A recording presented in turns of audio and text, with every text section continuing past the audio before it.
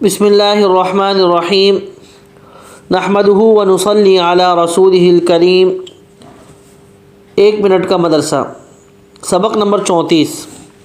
الحمدللہ سبق نمبر 34 ہے اور ہر سبق میں 5 چیزوں کا تذکرہ ہوتا ہے: ترجمہ نماز، ایک سنت، ایک کبیرہ گناہ، گناہ کے نقصانات، طاعت اور عبادت کے فوائد۔ ترجمہ نماز: هو اللہ، وہ یعنی اللہ، سورۃ الاخلاص چل رہی نا، اس کا ترجمہ۔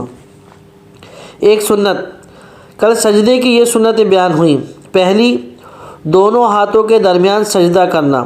دوسری سنت کہ مردوں کو سجدے میں پیٹ کو رانوں سے الگ رکھنا۔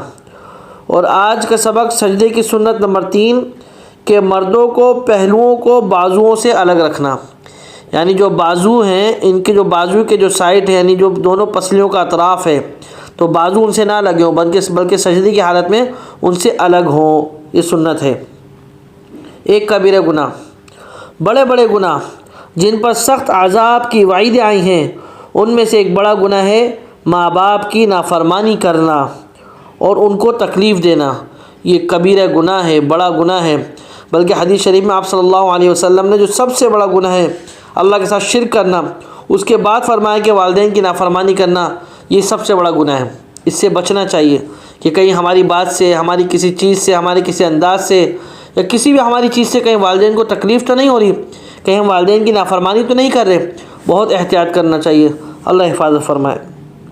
گناہ کے نقصانات، زکوٰۃ نہ دینے سے بارش میں کمی ہو جاتی ہے، یہ بھی گناہ کا ایک نقصان ہے کہ بارشیں کم ہوتی ہیں، یعنی اللہ کی رحمت نہیں برستی۔ طاعت اور عبادت کے فوائد، صراط مستقیم کی صورت مثالی آخرت میں مثل پل صراط کی ہے۔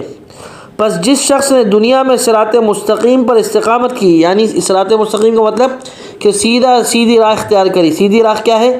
دین اسلام پر، شریعت پر چلا۔ تو جس شخص نے دنیا میں صراط مستقیم پر استقامت کی، یعنی شریعت اور سنت کا پابند رہا، وہ اس پل صراط پر صحیح سالم گزر جائے گا۔ پس اگر چاہتے ہو کہ پل صراط پر پل جھپکتے گزر جاؤ تو شریعت پر خوب مستقیم رہو۔